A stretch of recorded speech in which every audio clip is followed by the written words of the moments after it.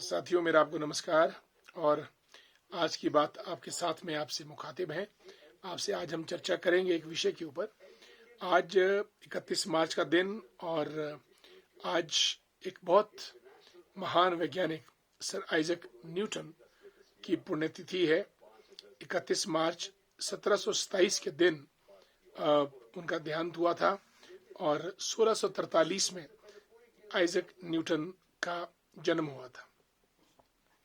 बहुत खूबसूरत बात है कि 1643 में जन्म लेने के बाद इतने वर्षों तक अगर आज आइजक न्यूटन जिंदा है तो कुछ ना कुछ उन्होंने काम किए होंगे, इसीलिए दुनिया आज भी उनको याद करती है।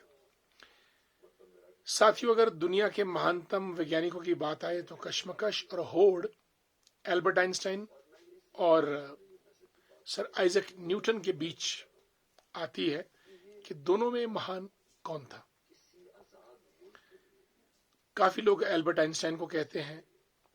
2005 में रॉयल सोसाइटी ऑफ लंदन उन्होंने सर्वे किया और अपने सर्वे के उपरांत उन्होंने ये निचोड़ निकाला कि सर आइजक न्यूटन थोड़ा बड़े वैज्ञानिक थे एल्बर्ट आइंस्टाइन की अपेक्षा। He was a mathematician, he was a physicist, गणितज्ञ और भौतिकी में वो काफी आगे थे और गणित के प्रोफेसर भी रहे।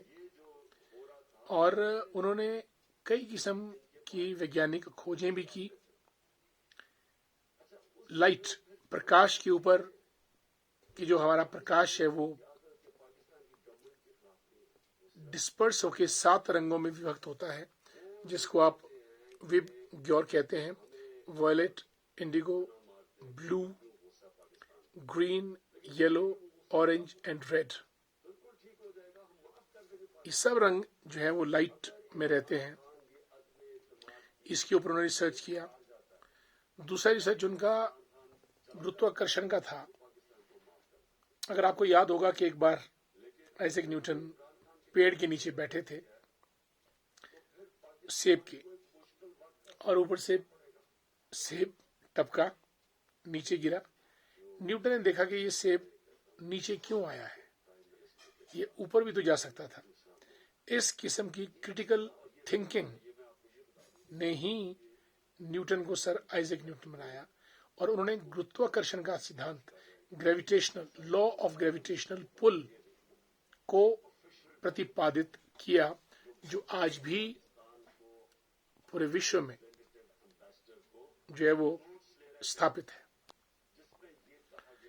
इन दोनों के अलावा न्यूटन ने 3 लॉज ऑफ मोशन, और हम जब फिजिक्स पढ़ते थे तो यकीन मानिए Newton's 3 laws of motion exam में क्वेश्चन पक्का आता था और हम लोग बड़े मनोयोग से न्यूटन्स 3 लॉज ऑफ मोशन को अटेम्प्ट करते थे। और इसमें जो 3rd लॉ ऑफ न्यूटन है वो बहुत फेमस है। To every action there is an equal and opposite reaction. ये बहुत मशहूर वाक्य है। To every action there is an equal and opposite reaction. जैसे बंदूक से गोली निकलती है, गोली आगे जाती है, झटका पीछे को लगता है, वगैरह वगैरह। और आज तक के जितने भी न्यूटन्स लॉज ऑफ मोशन हुए हैं इनमें 200 वर्ष होने को जा रहे हैं, लेकिन कहीं भी कोई परिवर्तन, कोई उंगली या कोई परिवर्तन होने की गुंजाइश इसमें नहीं रही। गणित के प्रोफेसर थे और किंग्स कॉलेज इंग्लैंड में पढ़े थे और मेंबर पार्लियामेंट भी रहे। 1701 में 5 साल के लिए मेंबर पार्लियामेंट भी इंग्लैंड के चुने गए। और ये एक छोटी सी जीवनी सर आइजक न्यूटन की मैंने आपके सामने रखी। इस महान वैज्ञानिक को आज उनकी पुण्यतिथि पे हम याद करते हैं। आज मैंने विज्ञान का टॉपिक इसलिए चुना क्योंकि साइंस एक ऐसी चीज है, साइंस एंड टेक्नोलॉजी, जो किसी भी देश को मीलों आगे ले जाती है। पहले हम गेहूं उगाते थे।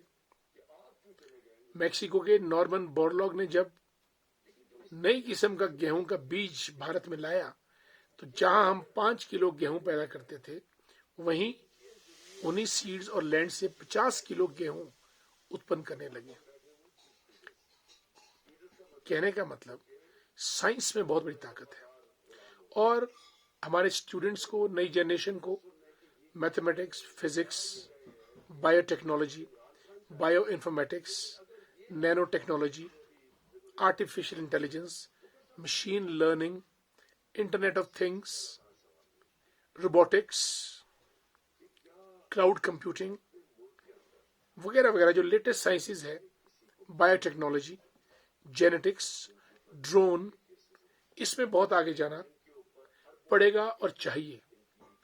ओबामा इस बारे में चिंतित थे, अमेरिकन प्रेसिडेंट, कि अमेरिका के बच्चे साइंस से विमुख होते जा रहे हैं, and the day will come when Indian students will overtake them. ये उन्होंने अपनी स्पीच में कहा था। इसलिए आज हम सर आइजैक न्यूटन को याद करते हुए हमारे युवा इस बात की प्रेरणा लें कि विज्ञान में अद्भुत शक्ति और क्षमता है। हम में से हर एक को वैज्ञानिक बनना है, छोटा ही सही, लेकिन वैज्ञानिक दृष्टिकोण, वैज्ञानिक मन और वैज्ञानिक ज्ञान होना ही चाहिए। यही हमारी सर आइजैक न्यूटन को सच्चे अर्थों में आज श्रद्धांजलि होगी। और मोदी जी ने तो कहा भी है, जय जवान, जय किसान, जय विज्ञान और जय अनुसंधान, मीन्स R&D। इसलिए विज्ञान को आगे ले चले। धन्यवाद। जय हिंद, जय भारत।